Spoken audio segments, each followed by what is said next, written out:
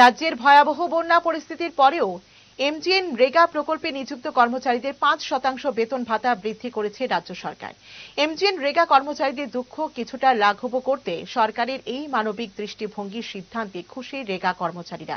এই ব্যাপারে শুক্রবার বিলোনিয়া ভারতচন্দ্রনগর ব্লকের অন্তর্গত অল ত্রিপুরা রেগা এমপ্লয়িজ ওয়েলফেয়ার অ্যাসোসিয়েশনের পক্ষ থেকে রাজ্য সরকারকে ধন্যবাদ জানানো হয়। অ্যাসোসিয়েশনের ভারতচন্দ্রনগর ব্লক সেল কমিটির সভাপতি সমর সরকার জানান, অ্যাসোসিয়েশনের বিভিন্ন দাবিদার আন্দোলন, সেইগুলির মধ্যে অন্যতম সকল রেগা কর্মচারীদের নিয়মিতকরণ করা এবং ডিএ প্রদান করা।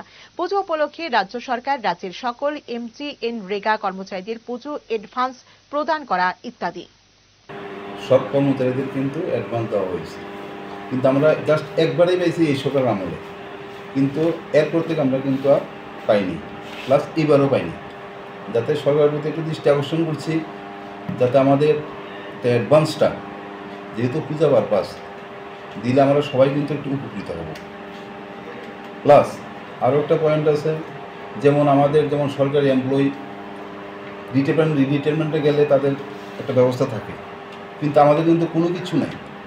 আমরা কিন্তু খালি হাতে ফিরবো, কিন্তু যাতে সরকারের কাছে আমরা একটা আবেদন করছি যাতে আমাদের রিটায়ারমেন্টে যাওয়ার পরে যাতে আমাদের একটা পেনশন বেনিফিট ব্যবস্থা করা হয়, সেই জন্য আমরা একটা আবেদন জানাচ্ছি সরকারের কাছে।